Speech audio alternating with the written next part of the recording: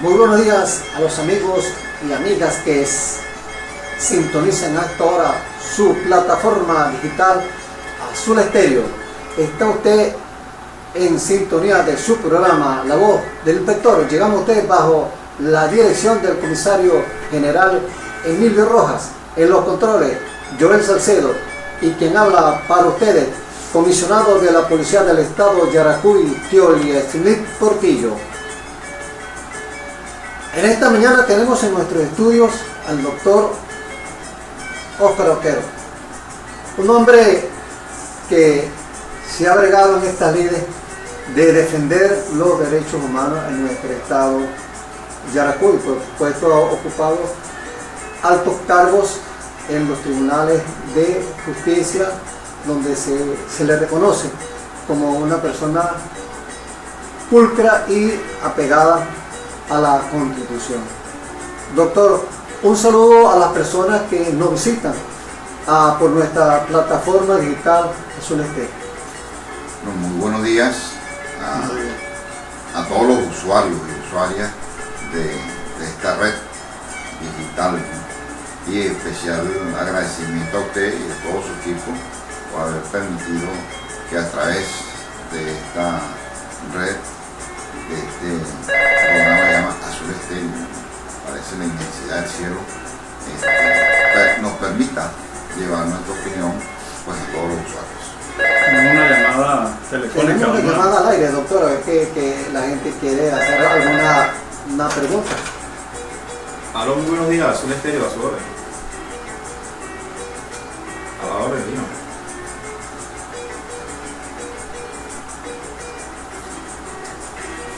Sí, dígame. Gracias y bienvenida, pues, a la escucha del programa.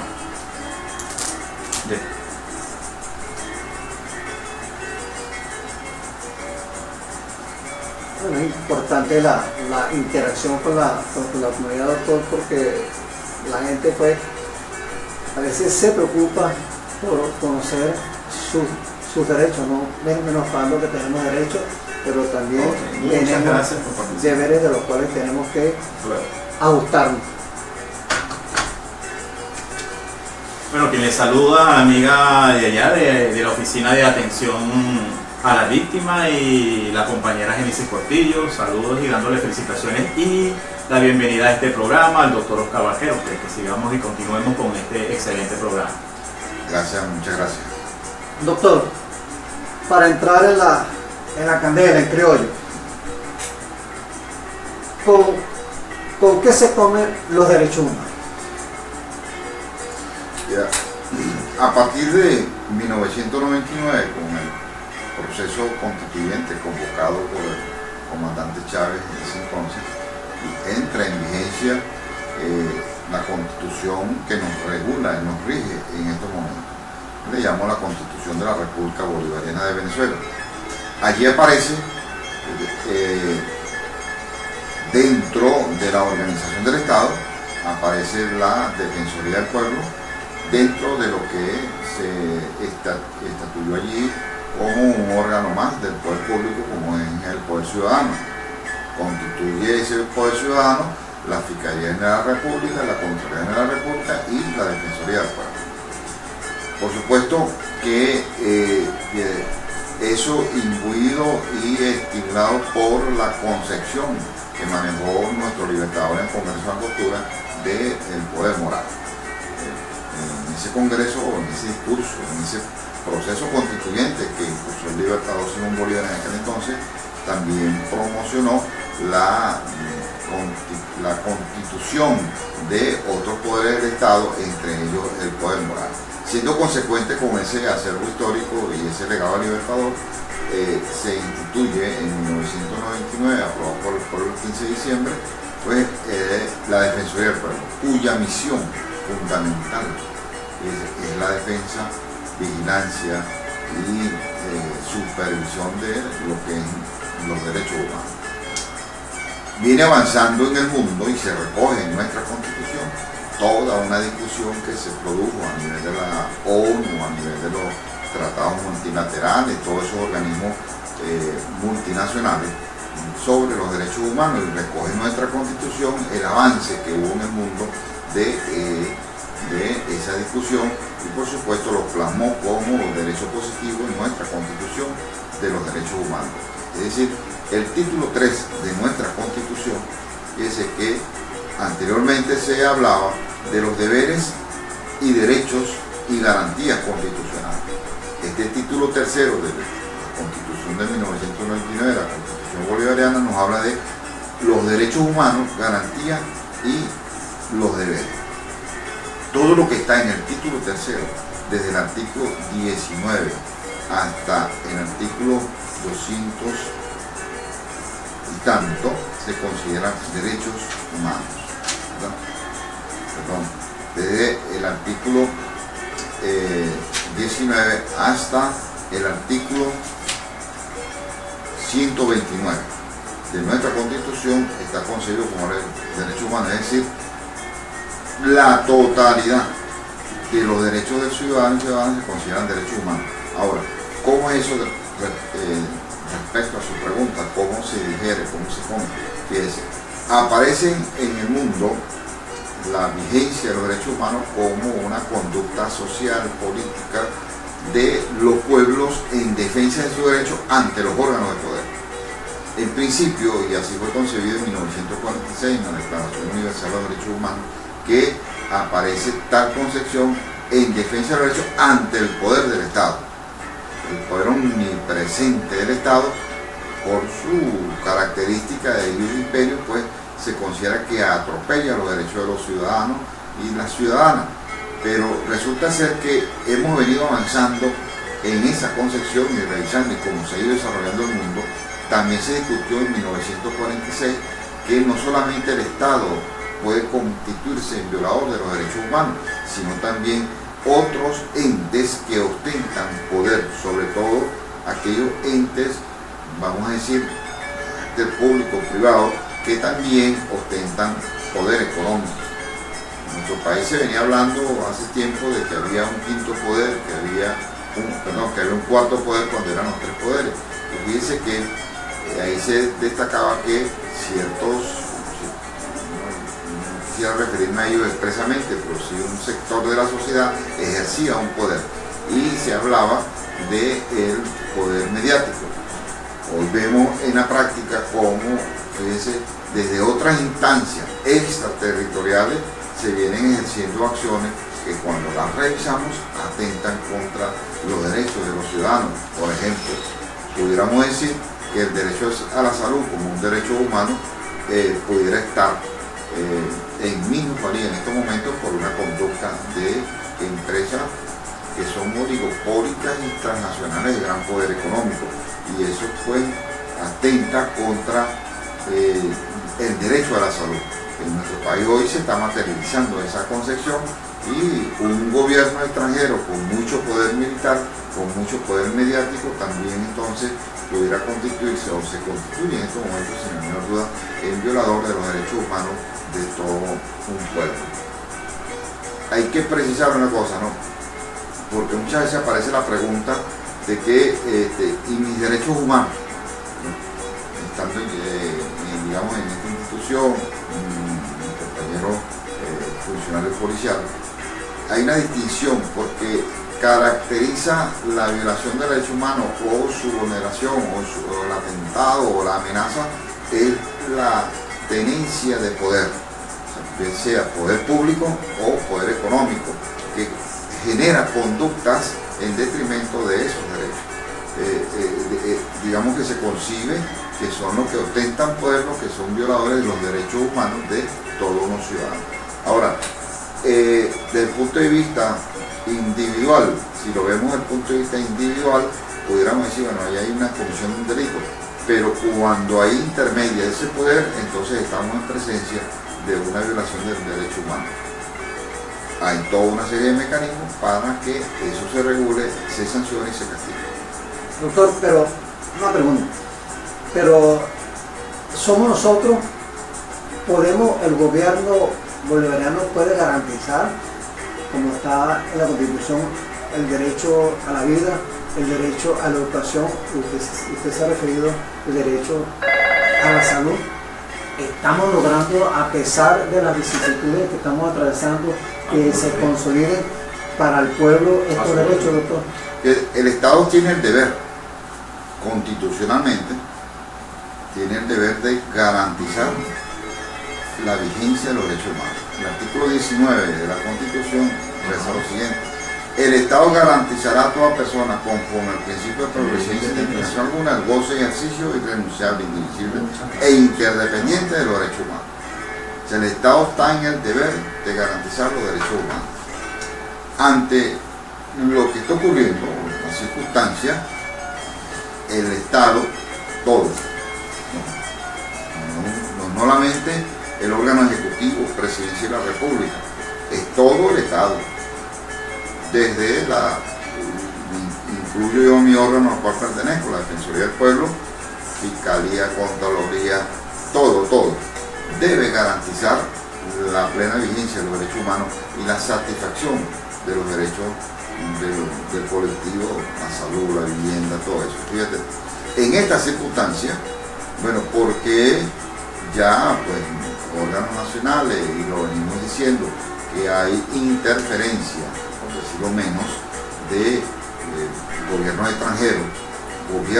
extranjeros, de empresas transnacionales que atentan contra el derecho de un pueblo, pues en ese sentido, ¿verdad?, aparecen conductas, acciones del Estado en garantía y en defensa de los derechos de los ciudadanos. Pudiéramos decir el esfuerzo que está haciendo ahorita el Estado venezolano de la importación de medicina, por ejemplo, de la India.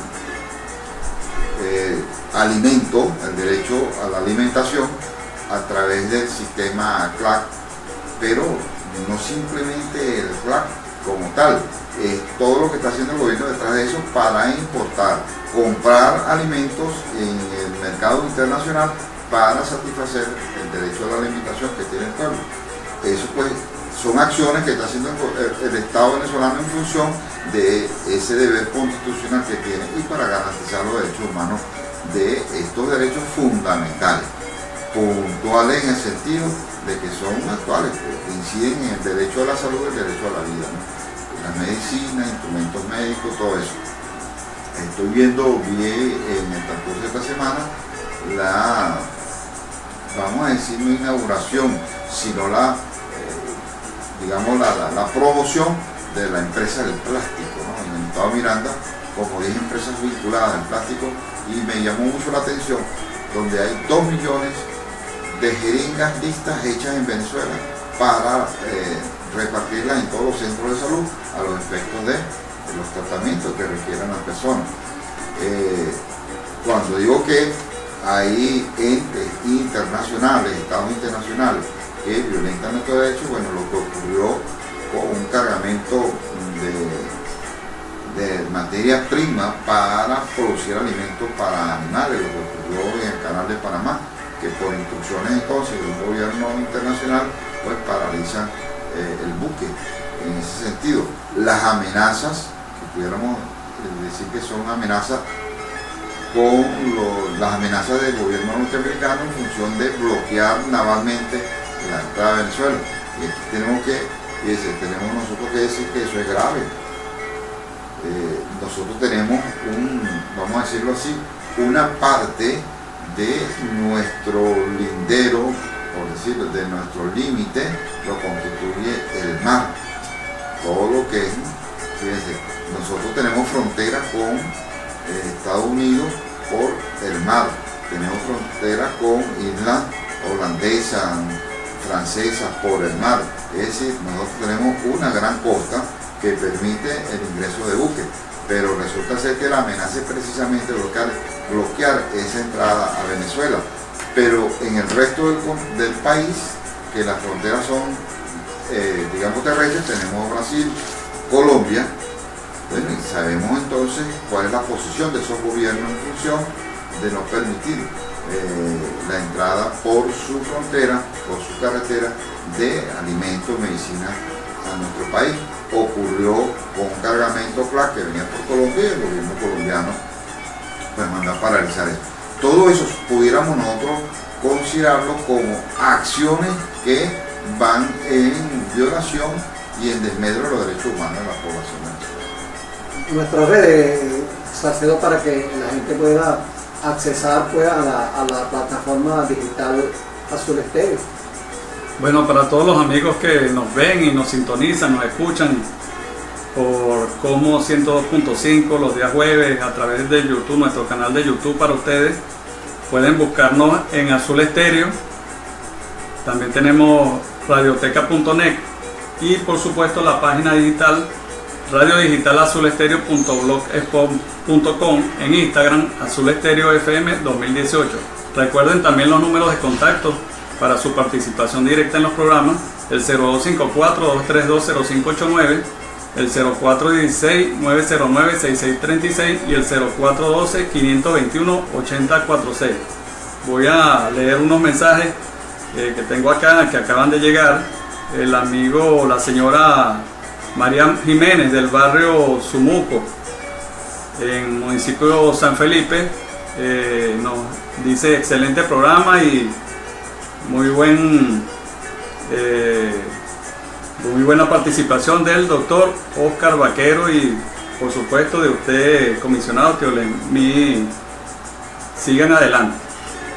El amigo Carlos Tobar nos indica, de la urbanización 24 de julio del municipio Independencia, tiene una pregunta para el doctor Vaquero. Que la pregunta es la siguiente: ¿cómo ve usted la participación de los funcionarios y el respeto, los funcionarios policiales y el respeto hacia los derechos humanos? Vea, en términos de orden, me parece que hemos avanzado en nuestra formación hacia los funcionarios policiales. Recordemos que en este proceso, que a partir de 1999, este proceso revolucionario, se introduce la idea y se lleva a la práctica de la profesionalización de la función policial, hasta el punto de que tenemos academia. Ya eso ha avanzado bastante y bueno, hay muchas promociones en licenciatura, me consta que he pasado por allí dando algunas clasecitas y bueno, mucha preparación.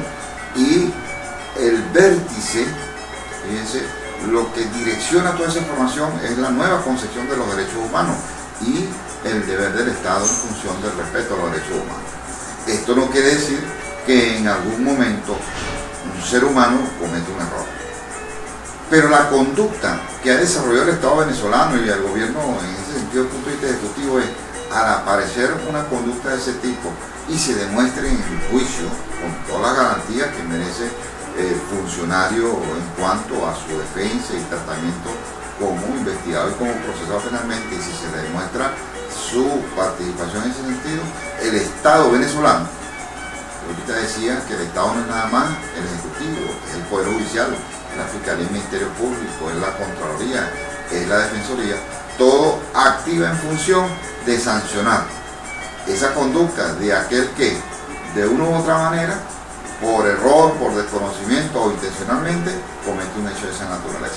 Es decir, con esto quiero agregarle, y gracias por esa pregunta porque me permite aclarar, que es distinto cuando existe una política de Estado de violación de los derechos humanos a cuando algún funcionario, por X circunstancias, como ya lo dije, comete un error y entonces violenta el derecho, sobre todo en el ejercicio de sus funciones, en el ejercicio del cargo, como el de un privado de libertad, de que se le violente algún derecho, por ejemplo, el derecho a la defensa, no, eso será sancionado, en tanto y en cuanto también se demuestre, porque es que el Estado, recordemos que este es un Estado democrático, social, de derechos y de justicia, tenemos que acatar las disposiciones legales y todo debe ser mediante los procedimientos previamente establecidos en la ley, para así garantizar precisamente la plena vigencia de los derechos humanos. Bueno, tenemos otra llamada por allí, la gente interactuando con nosotros por Azul Estéreo, nuestra plataforma digital. Nos visita, nos complace que nos visite el doctor Oscar Vaquero, si es cierto, a dar una serie de talleres a nuestros funcionarios en lo que es el respeto a los derechos humanos, porque la verdad pues se ha tomado mucho énfasis en que el funcionario policial se instruya en este menester como tiene que ser. Doctor, otro mensaje que nos está llegando por nuestro teléfono. Adelante, Joel. El señor Oscar Martínez nos indica: muy buen programa. Saluda al doctor Vaquero, al comisionado Teolesmí Portillo. Nos indica que si tienen una programación para un curso, un taller de derechos humanos, y ¿qué le ha parecido a usted, doctor Oscar, la participación o esa formación que han tenido los funcionarios a través de la Escuela de Policía y la UNED? Bueno, fíjate, en cuanto a los cursos, le pediría al participante que pase por la Defensoría. Allí tenemos varios cursos programados y ahí le informaremos exactamente dónde vamos a iniciar y cómo lo vamos a hacer. Tenemos una programación, porque una de estas funciones son esas, ¿no? La divulgación de los derechos humanos. En esta etapa más hay que avanzar sobre ello, ¿no? En cuanto a la otra pregunta, si usted cree que es necesario una mayor formación de los funcionarios, como usted bien lo decía, tanto en la Escuela Regional de Policía y en la UNED.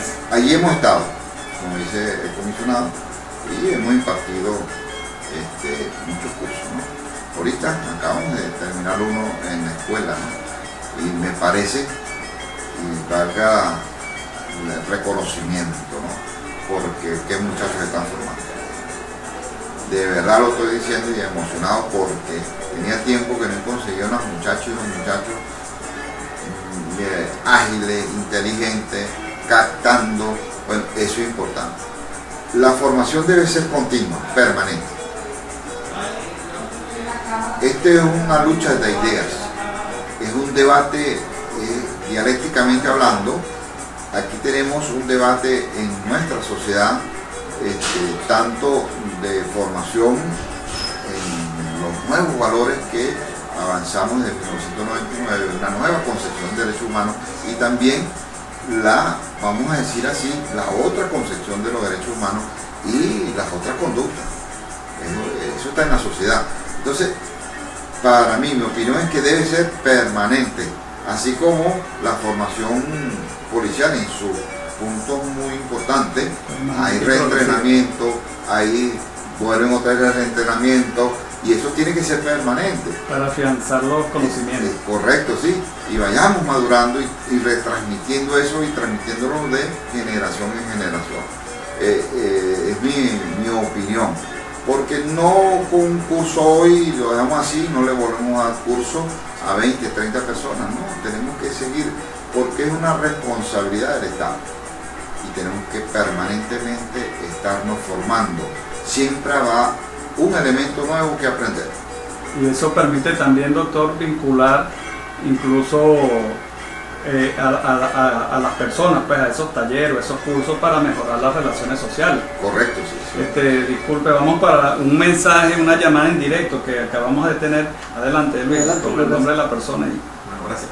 Bueno, doctor, del municipio de Independencia, en full sintonía, agradeciendo pues por utilizar este medio para llevar esa información pues, de lo que es los derechos humanos. Pregunta, ¿dónde deben acudir ellos para tener más información y ello llevar a la comunidad, una comunidad específica? Estamos hablando del municipio de Independencia, que hable referente a lo que son los derechos humanos.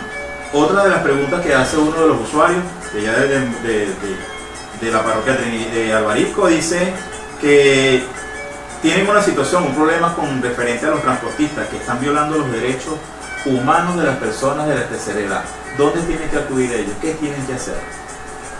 Bueno, con relación a la primera pregunta, les sugiero que acudan a la Defensoría del Pueblo como órgano del Estado para precisamente esa formación y información en derechos humanos. Ahí nosotros tenemos toda una serie de programación nos pueden llevar alguna propuesta, nosotros la estudiamos y perfectamente la adaptamos a lo que nos planteen. O sea, no somos tan dogmáticos, ¿no? Si ellos nos dicen, por ejemplo, una vez me invitaron a Nirgua y digamos que era un derecho, digamos, de las mujeres. Entonces me plantearon que hablara sobre el derecho de las mujeres, valores y familia. Recuerdo eso que se me vino ahorita y lo recordé. Eso no lo teníamos planteado así como taller. Nos montamos en eso en la defensoría, hicimos la investigación y montamos el taller y fue un éxito en Nirgua. Eso hace como 2 o 3 años más o menos, y de ahí surgió pues hasta otras propuestas. Podemos conversar y adaptamos pues de acuerdo a los requerimientos cómo transmitimos esos valores fundamentales de derechos humanos.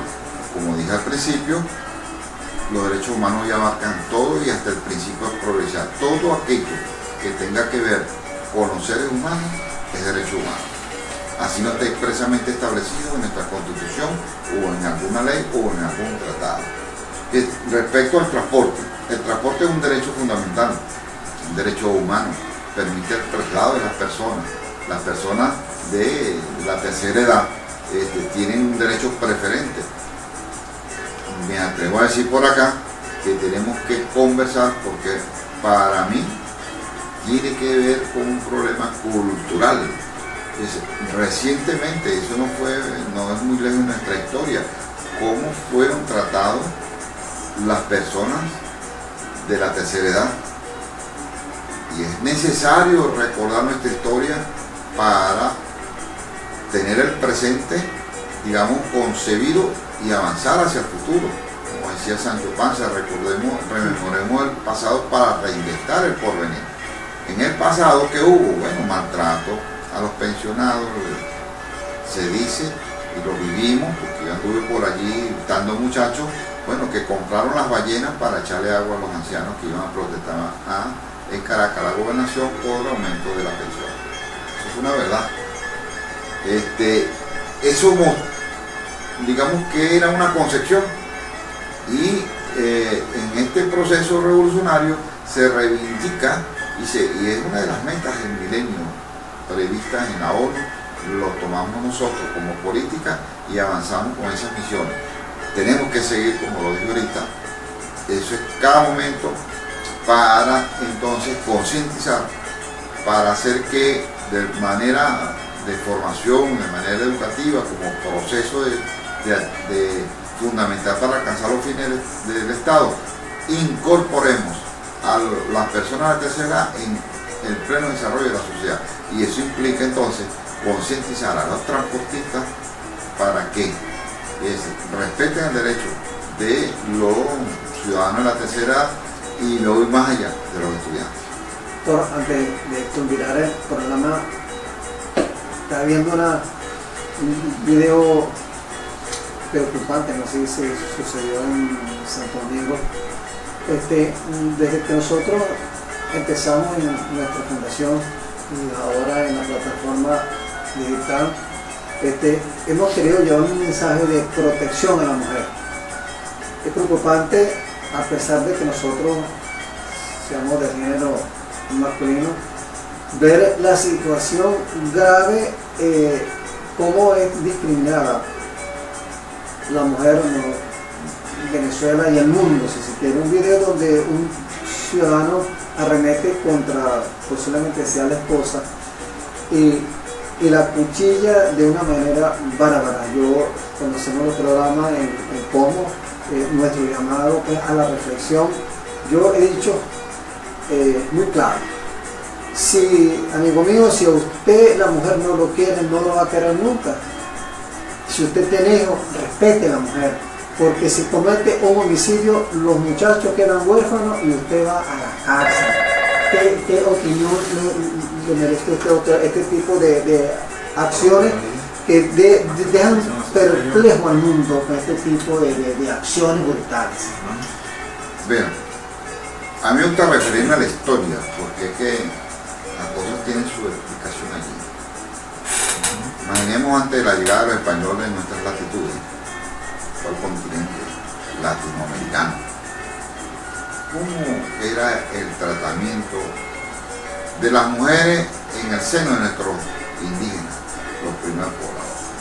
Las investigaciones demuestran que había plena igualdad, que había condiciones extraordinarias en ese sentido. ¿Quién trajo todo eso? O sea, ¿quién trajo la diferencia fundamental entre hombre y mujer y la dominación de la mujer? Lamentablemente, la invasión española nos trajo ese machismo, esa concepción patriarcal de la sociedad. Y recordemos una cosa, mire, yo saco esto como un ejemplo. En 1982, cuando entra en vigencia el nuevo Código de Procedimiento Civil y una reforma del Código Civil, es que la mujer logra algunos derechos. Pero antes de eso, en nuestro país, la mujer estaba sometida a los dictámenes de su esposo, del marido. Había una norma que decía que la mujer tiene el deber y la obligación de seguir al marido donde quiera que esté, fijase su domicilio. Fíjese, si el marido quería irse para las minas, para Bolívar, a buscar oro, diamante, buscando paludismo, buscando todas esas enfermedades, bueno, la mujer tenía que irse obligatoriamente, porque si no era sancionada. Pero fíjense que desde el punto de vista patrimonial, la mujer no tenía derecho alguno, no tenía derecho a estudiar, bueno, toda una serie de cosas. Eso viene allí. Y la concepción machista de la sociedad conlleva entonces a que el varón, el hombre, sea el dominante. Le dicen el pater familia, que viene desde los romanos, se pronuncia de esa manera, el jefe de la familia. Y en nuestro momento todavía hay esa expresión. Y eso tiene su expresión entonces en el ámbito conyugal, en el ámbito, vamos a decir, íntimo, sexual y de diferencia entre hombre y mujer. Fíjese, hay una cosa anoche, ayer en la tarde conversaba con una dama, conversábamos cosas y bueno, conversamos de, fíjese, de esa situación que nos vendió un sector religioso, que la mujer nace del hombre, de una costilla, ¿no? Y eso implica que dominación. Y lo otro es que, bueno, el desarrollo capitalista conllevó a eso, a que el que produce bienes y riqueza es el hombre. Por lo tanto, la mujer es la que tenga casa. Fíjense, hay un decir en nuestro país que dice el hombre de la calle y la mujer de la casa. Ahí está toda esa diferencia y eso tiene su expresión allí. Hay algo fundamental, quisiera hacer esta intervención con eso. Subyace en esa conducta, me van a decir que a lo mejor alguna cosa, que estoy loco o algo así, el derecho de propiedad. Cuando nos casamos, cuando nos convivimos, hacemos una relación estable de hecho, entonces aparece la concepción del derecho de propiedad y consideramos que la mujer es de mi propiedad y por lo tanto yo debo hacer cosas. ¿Cómo tratábamos a los esclavos? Como una cosa, se vendían. Un objeto. Sí, era un objeto, era una cosa, era hasta el punto de que eran objetos de comercio y entonces todo eso también se conllevó a la mujer. Y la mujer es sumisa o era sumisa, no estudiaba, dedicada a los quehaceres del hogar, hasta allí a criar a los muchachos y más nada.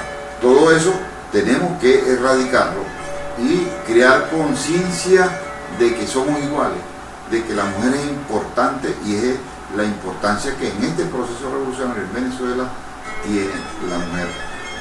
La mujer ha sido capaz en este proceso revolucionario de avanzar. Y cuando uno revisa las instituciones, en estos días miraba una parada, un acto oficial, y miraba el entorno, y bueno, cuántas mujeres militares, policiales, activistas estaban ahí en ese acto oficial.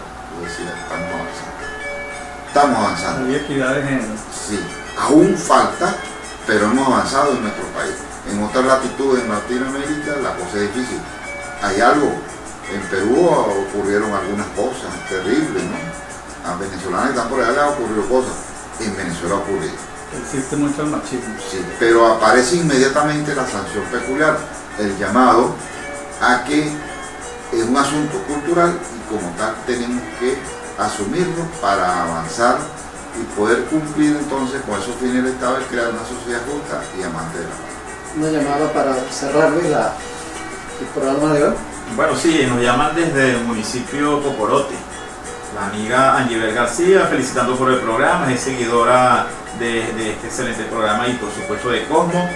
Y la pregunta es para el comisionado Portillo. Pues ella, a través de los medios de comunicación, a través de las redes sociales, se enteró de un curso que se inició acá sobre locución y producción y ella quisiera saber si tenía la oportunidad pues, de participar si existe un curso y si tiene la oportunidad de participar. Bueno, estamos planificando otro curso, otro taller avanzado sobre locución y producción. Estamos en eso. Doctor, antes de cerrar nuestro programa, ¿qué le parece a usted Azul Estéreo como plataforma digital en defensa de los derechos humanos y esta unión en lo que es la atención a la víctima, a la oficina de la ECAC, a la oficina de defensa de los adolescentes acá en nuestra institución, la oficina de atención al ciudadano? ¿Qué le parece esta iniciativa para coadyuvar con los demás gente del Estado en lo que es los derechos humanos? Voy a decirlo honesta y sinceramente, cuando entré aquí me alegré y vi esto con alegría. De verdad que sí. Creo que es de esta manera, ustedes están en el camino correcto para ese proceso de la Constitución. Cuando habla de los fines del Estado, en el artículo 3, nos habla que los procesos fundamentales para alcanzar los fines del Estado son la educación y el trabajo. A través de este medio, que estamos avanzando, ¿no? Tomamos estos medios que el avance tecnológico, podemos contribuir, porque es formación, es educación, ¿verdad?, en alcanzar esos fines del Estado. Como decíamos ahorita, eso es permanente, porque lo contrario lo tenemos también permanente. Entonces permanentemente nosotros tenemos que estar formando, con todas las oficinas, con todo lo que esté interactuando. Esto incide en que vamos recuperando algo que venimos hablando por ahí en algunas conversaciones, que es la humanidad. Como decía el cantor Luis Primera, que es un problema de humanidad. Humanidad. Cuando revisamos, fíjense que a veces hay ciertos oficios que la gente ha dicho que los hace insensibles ante ciertos hechos fatales, ¿verdad? Nosotros debemos combatir eso. Nosotros no podemos perder la sensibilidad humana. Cuando perdemos la sensibilidad humana y vemos a alguien allí padeciendo de alguna situación, no nos importa. Porque así fue concebida la sociedad anterior, así fue concebido desde el liberalismo, ¿no? De una concepción muy individual, y bueno, a mí no me importa, esa es mi familia. Primero yo, segundo yo, tercero yo, y después mi núcleo familiar, y hasta ahí. Eso nos lo enseñaron. A través de este medio es interesante que esa interacción, y vamos contribuyendo a generar una nueva cultura de los derechos humanos que sea capaz de contribuir a la consolidación de una justicia amante de la paz. Bueno, gracias a ustedes por visitarnos, por visitar la plataforma digital Azul Estéreo. Tuvimos al doctor Oscar Vaquero de la Defensoría del Pueblo. Llegamos a ustedes bajo la dirección del comisario general Emilio Rojas. En los controles, el licenciado Joel Salcedo. Auxiliar pues en la telefonía, el licenciado García. Y quien estuvo el inmenso placer de elaborar para todos ustedes ante los micrófonos, comisionado Kioresmith Portillo, el 25402, productor independiente. Mañana tendremos en nuestro estudio Atención a la Víctima. Muy buenos días.